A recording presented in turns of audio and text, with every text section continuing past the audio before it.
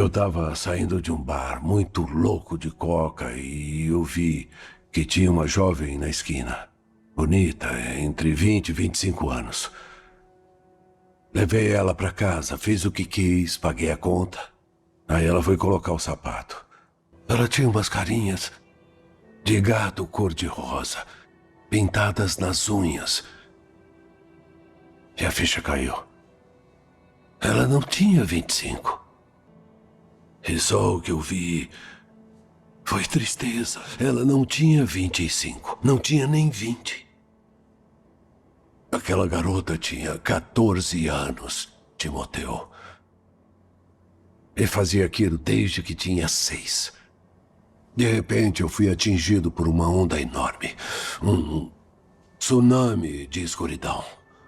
E eu entendi que eu era a tristeza nos olhos dela. Eu era a escuridão. E eu sabia que a escuridão tinha que morrer.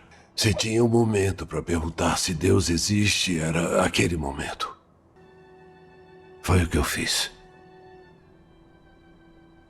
Quando Deus te fala o que fazer, você não pode hesitar.